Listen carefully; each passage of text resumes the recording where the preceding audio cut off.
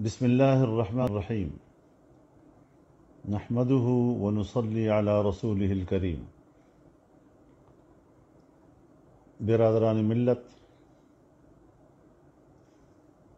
آج میں پوری امت مسلمہ اور بالخصوص اپنے برادر ملک فلسطین کے عوام سے مخاطب ہو رہا۔ فلسطینیوں کے خلاف اسرائیلی جارحیت اور وہاں پر ان کی ریاستی دہشت گردی ایک طویل تاریخ ہے، جس کا فلسطینی عوام نسل در نسل بڑی بے جگری کے ساتھ ان کی ریاستی دہشت گردی اور سرزمین فلسطین پر ان کے قبضے کے خلاف اپنی آزادی کے لیے قربانیاں دے رہے ہیں، چھوٹے چھوٹے بچوں کی قربانیاں دے رہے ہیں، جوانوں کی قربانیاں دے رہے ہیں، ماں اور بہنوں کی قربانیاں دے رہے ہیں۔ میں فلسطینیوں کی اس جدوجہد کو خراج تحسین بھی پیش کرتا ہوں اور ان کے ساتھ ایک بار پھر اپنی طرف سے، جمعیت علماء اسلام کی طرف سے اور پورے پاکستانی قوم کی طرف سے مکمل یکجہتی کا یقین دلاتا ہوں۔ اس سال اس مہینے میں جو وہاں 27 رمضان کی رات تھی اور مسجد اقصیٰ میں مسلمان بھائی بہنیں نماز میں مصروف تھے، تراویح میں مصروف تھے، اسرائیلی درندے مسجد کے اندر گئے، فائرنگ کی، شیلنگ کی، نماز میں بھگدڑ مچائی، مسلمانوں کی عبادت کو سبوتاژ کرنے کی کوشش کی۔ یہ اتنا بدنما اقدام ہے کہ اگر خود صہیونیوں کو اور پھر یہودیوں کو اور پھر عالمی برادری کو کچھ بھی احساس ہو تو ان کو شرم کے مارے ڈوب مرنا چاہیے۔ اپنی اس ذلت آمیز حرکت پر ان کو دنیا کے سامنے معافی مانگنی چاہیے۔ اس کے باوجود میں سلام پیش کرتا ہوں فلسطینی مسلمانوں کو، اپنے بھائیوں اور بہنوں کو، کہ اس کے باوجود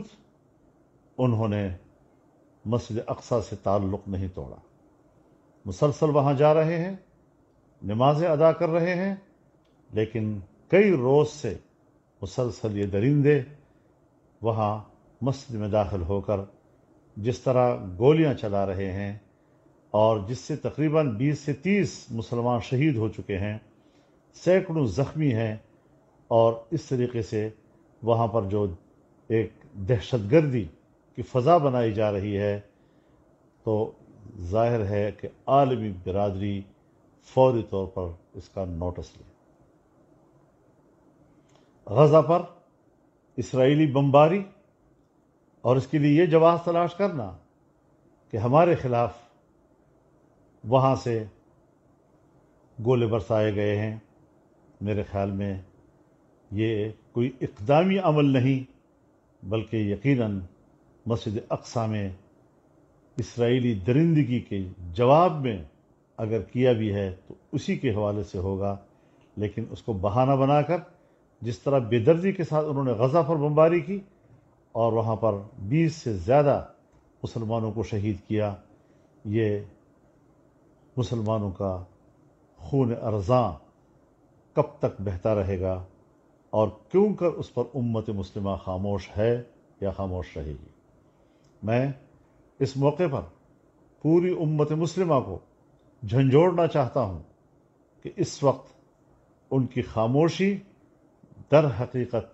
اسرائیل کی درندگی کی تائید اور حمایت ہے، اس سے کم ان کی خاموشی کی کوئی حیثیت نہیں ہے۔ OIC اب تک کیوں خاموش ہے؟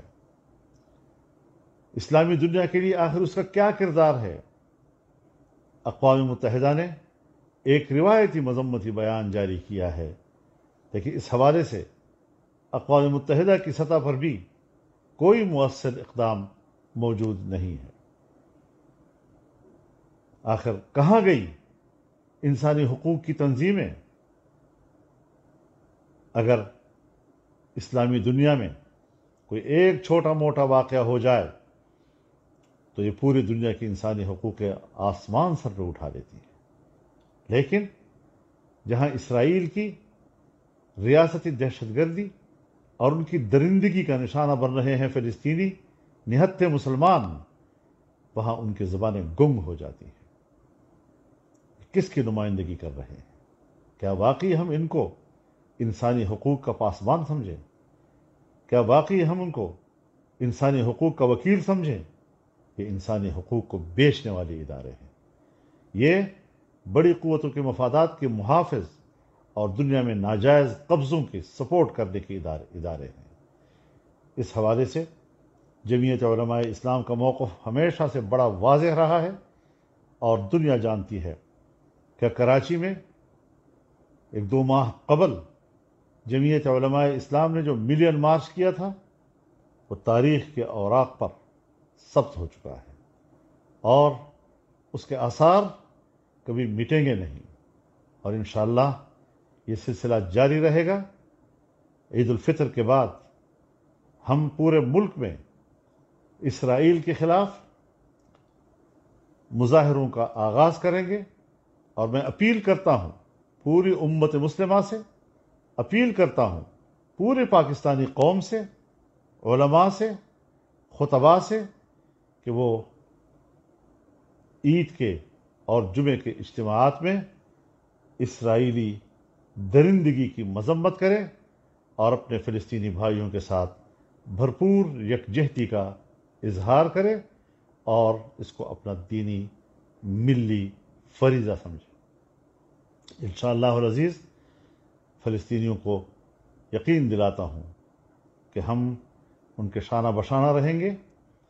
ہم ان کے دوش بدوش اس ظلم کے خلاف اپنی آواز بلند کرتے رہیں گے، اور امت مسلمہ سے بھی اپیل کرتا ہوں کہ پورے دنیا میں جہاں بھی مسلمان ہیں، عید کے اجتماعات ہیں یا جمعے کے اجتماعات ہیں، اپنی بھرپور احتجاج کو ریکارڈ کروائیں۔